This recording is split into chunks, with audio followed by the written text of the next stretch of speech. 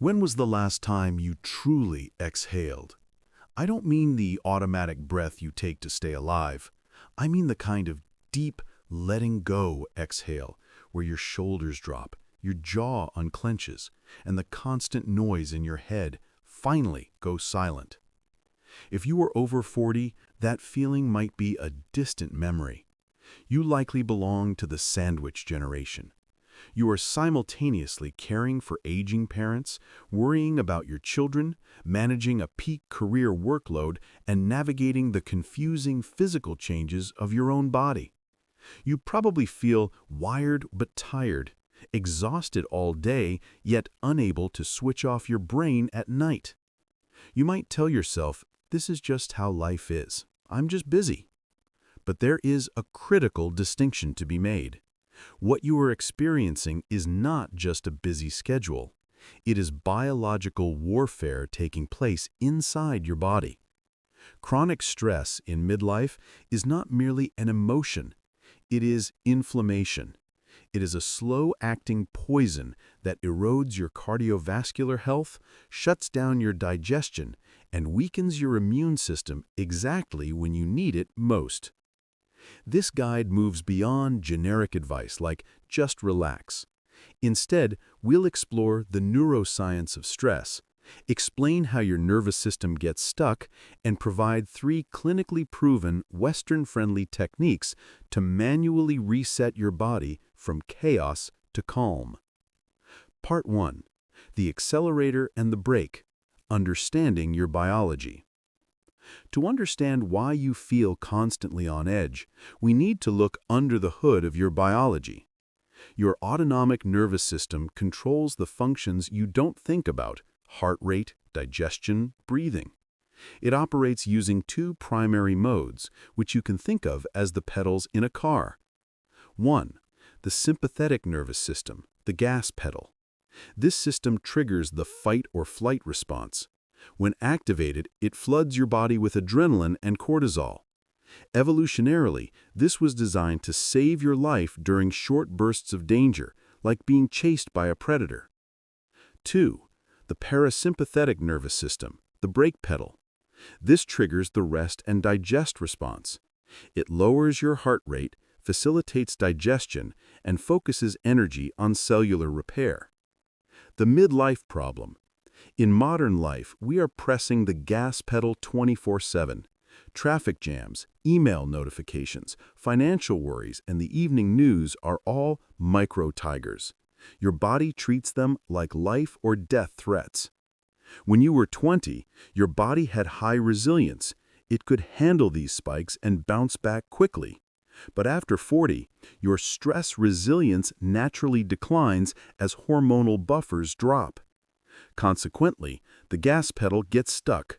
You are revving the engine while the car is parked, and that is when the engine begins to smoke. Part 2. The price you pay: heart, gut, and immunity. What happens when the nervous system remains in fight or flight mode for years? The damage becomes systemic. The heart under siege. Cortisol constricts your blood vessels to pump blood faster to your limbs, preparing you to run. Over time, this creates chronic high blood pressure, which damages the delicate lining of your arteries. This mechanism is why unmanaged stress is a direct contributor to heart attacks and strokes in people over 50. Digestion shut down. This is often overlooked. When you are stressed, your body diverts blood flow away from your stomach and into your muscles. Digestion literally shuts down because the body does not prioritize processing food during a crisis. If you suffer from bloating, acid reflux, or IBS after 40, it might not be the food you were eating. It might be the state of your nervous system while you were eating. Immune suppression. Cortisol suppresses the immune system to save energy for immediate survival.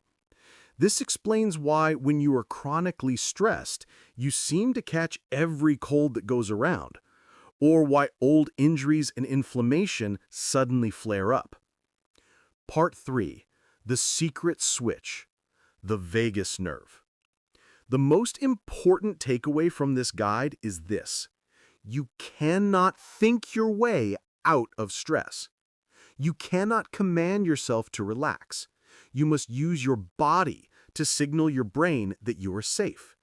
The secret weapon for this is the vagus nerve. The vagus nerve is the longest nerve in the body, running from your brainstem down to your heart and gut. It acts as the physical connection to your brake pedal. Stimulating the vagus nerve is the fastest, most effective way to lower cortisol. Here are 3 techniques used by elite athletes, Navy SEALs, and top executives to hack this system. Part 4. The Reset Toolkit. 3 practical techniques. Technique 1. The physiological sigh. Best for acute stress, panic, or just before a difficult meeting. This technique was popularized by neuroscientists at Stanford University. It is the fastest way to offload carbon dioxide and slow a racing heart. How to do it? Double inhale. Inhale deeply through your nose. At the very top of that breath, take a second, shorter, sharp inhale through your nose to fully inflate the lungs. Exhale slowly and fully through your mouth, making a soft sighing sound. Repeat this 2 or 3 times. Why it works. The double inhale pops open the tiny sacs in your lungs, alveoli, increasing the surface area for removing carbon dioxide.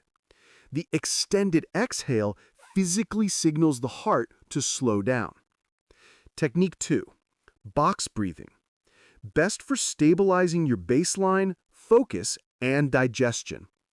Also known as square breathing, this method is used by Navy SEALs to remain calm in high-stakes combat situations. It balances oxygen and carbon dioxide levels in the blood. How to do it? The 4-4-4-4 count. Inhale through your nose for a count of 4. Hold that breath for a count of 4. Exhale through your mouth for a count of 4.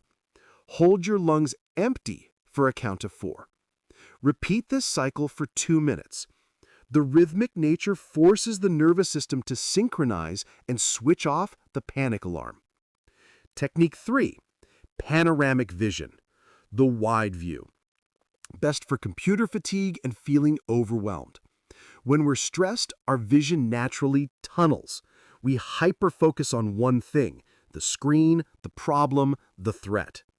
This focal vision provides feedback to the brain that increases alertness and adrenaline. To reverse this, you must engage your peripheral vision. How to do it? Keep your head still and look straight ahead. Without moving your eyes, soften your gaze.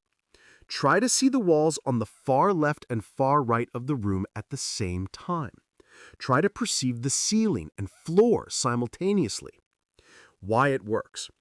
By expanding your field of view, you send a primal signal to your brainstem that there's no immediate threat attacking you from the side. It is physically impossible for the body to maintain a high-stress state while maintaining panoramic vision. Conclusion: stress management is mental hygiene. In our culture, we often wear stress like a badge of honor. We falsely believe that if we're not stressed, we're not working hard enough. However, at this stage of life, stress management is not a luxury or pampering. It is mental hygiene. Just as you brush your teeth every day to prevent decay, you must reset your nervous system every day to prevent organ damage. You don't need a mountain retreat. You simply need 5 minutes. Use the physiological sigh when stuck in traffic. Use box breathing before dinner to turn on your digestion.